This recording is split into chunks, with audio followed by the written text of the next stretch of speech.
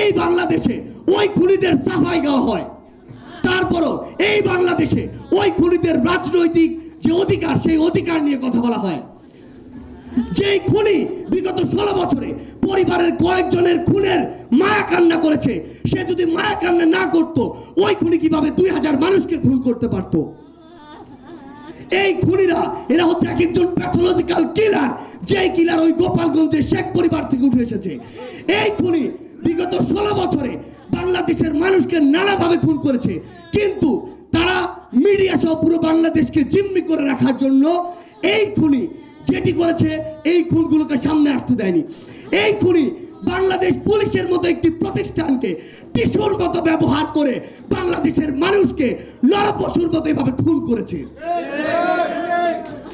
আমরা আজকের এই মঞ্চ থেকে পুরো বাংলাদেশ পুলিশ নামক এই যে প্রতিষ্ঠানটি আপনাদের উদ্দেশ্যে একটি কথা বলতে চাই। আপনাদের পোশাক দেখে এখনো আমাদের ভীতির সৃষ্টি হয়, এখনো আমাদের মনে ঘৃণার সৃষ্টি হয়, এবং এটার জন্য যেমন ওই খুনে হাসিনা দায়ী, আপনাদের ব্যক্তিত্ব এটার জন্য দায়ী। আপনারা ক্ষমতার লোভে, পদের লোভে ওই পোশাকটিকে ধারণ করে অপব্যবহার করে সারা বাংলাদেশে নানা রকম কুকর্মে সহযোগিতা করেছেন। ওই বাংলাদেশ সেনাবাহিনী যদি চাইতো 10,000 মানুষকে 5 তারিখে খুন করে ওই খুনি হাসিনাকে মসনদে বসিয়ে রাখতে পারত, তারা কিন্তু সেটা করেনি। তারা তাদের প্রতিষ্ঠানের সম্মানের কথা চিন্তা করেছে। আপনারা কিসের কথা চিন্তা করেছেন? আপনারা চিন্তা করেছেন আপনাদের পদবীর কথা, ওই খুনির হুকুমের কথা, ওই খুনির দাসত্বের কথা। আবার এই যে বাবাদের জীবন গিয়েছে, রক্ত গিয়েছে, এই পরিবারগুলোর উত্তর আপনারা আজকে কিভাবে দিবেন? আজকেও এত খুনের পরে, এত জীবনের পরে নতুন করে এই বাংলাদেশে আবারও কিছু পুলিশ সদস্য ওই পোশাক পরে আবার টাকা নিচ্ছে, আবার দালালি করছে, আবার দাসত্ব করছে, আবার একটি দলের হয়ে কাজ করছে।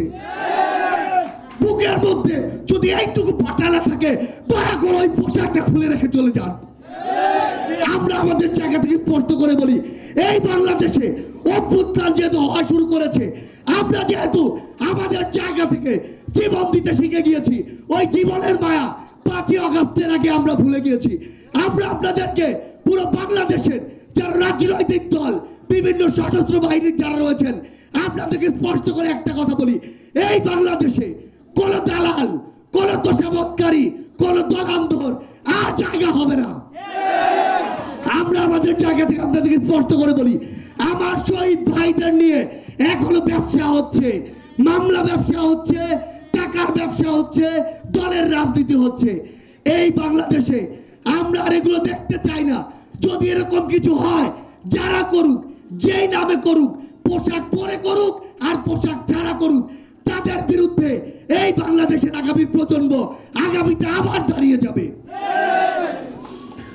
আমরা শুধু আপনাদের উদ্দেশ্যে একটি কথা বলতে চাই, আমার শহীদ পরিবারদের উদ্দেশ্যে, আপনাদেরকে শক্ত হতে হবে।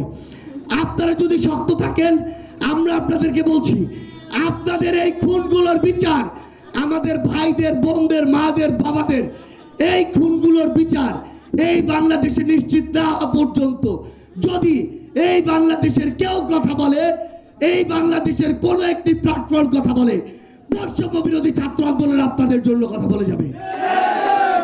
আমি শুধু আপনাদেরকে এটুকু আশ্বস্ত করতে চাই, যে কোনো জায়গায় যে কেউ আপনাদেরকে নিয়ে যদি বিন্দু মাত্র ছেলে খেলা করার চেষ্টা করে, একটা জিনিস মনে রাখবেন, এই প্ল্যাটফর্ম বাংলাদেশ সরকারকে, এই প্ল্যাটফর্ম তার জায়গায় বসিয়েছে। যে পদেরই হোক, যেই পোশাকেরই হোক, পোশাক ছাড়া হোক, যেখানেই তার অফিস হোক না কেন, যদি আমার শহীদ ভাইদের এই স্পিরিটের সাথে আহত যোদ্ধাদের রক্তের স্পিরিটের বিপক্ষে গিয়ে বিন্দু মাত্র কিছু করে, তার যদি আমরা কোনো প্রমাণ পাই, আমরা আপনাদেরকে এই মঞ্চ থেকে কথা দিয়ে যাচ্ছি, তার বিরুদ্ধে আমরা এই বাংলাদেশে যুদ্ধ ঘোষণা করব। আমার শহীদ পরিবারকে শুধু একটি কথা বলে দিতে চাই, আপনাদের যে কোনো সহযোগিতার জন্য পুরো বাংলাদেশ, পুরো বিশ্ব আপনাদের পাশে দাঁড়াতে প্রস্তুত। আমাদের অনেক সীমাবদ্ধতা আছে, যেভাবে আপনাদের সাথে যোগাযোগ রক্ষা করা উচিত, যেভাবে আপনাদের পাশে দাঁড়ানো উচিত, এখন পর্যন্ত আমরা সেভাবে পারিনি। কিন্তু আমরা আপনাদেরকে শুধু এটুকু বলতে চাই, আপনারা যদি আমাদের কাছে আসেন, আমরা আপনাদের কাছে যাব, এই যোগাযোগ আমরা তৈরি করব। যে কোনো প্রয়োজনে শুধু আমাদেরকে জানাবেন। জীবনের মায়া আমরা অনেক আগে ভুলে গিয়েছি, জীবনের মায়া ত্যাগ করে 19 জুলাই 20 জুলাই 3, 4, 5 আগস্ট আমরা রাস্তায় নেমেছি। আমার সামনে অনেক আহত যোদ্ধা রয়েছে, তারা সেই 10 জুলাই 11 জুলাই রাফির মতো অনেকেই বুক পেতেছিল ওই পুলিশের গুলির সামনে গুলি খেয়ে জীবন দেওয়ার জন্য। আমরা আপনাদেরকে বলে দিতে চাই, এই বাংলাদেশে আপনাদের যে কোনো কিছুর প্রয়োজনে আমরা আমাদের জীবনের সবটুকু দিয়ে আপনাদের পাশে থাকবো। শুধুমাত্র একটি জিনিস মনে রাখবেন, এই বাংলাদেশে যে কেউ যে কোনো ফরম্যাটে যদি বিন্দু মাত্র ওই খুনি হাসিনা আবার এখানে দোসর হিসেবে কাজ করে, যদি এজেন্ট হিসেবে কাজ করে, হোক দেশের হোক বাইরের, আমরা এই বাংলাদেশে আবারও একসাথে নেমে তাদেরকে সবাই প্রতিহত করব। আমার শহীদ পরিবারের সাথে, আমার আহত যোদ্ধাদের সাথে দেখা হবে হয় রাজপথের সংগ্রামে, না হয় বিজয়ে। ইনকিলাব জিন্দাবাদ।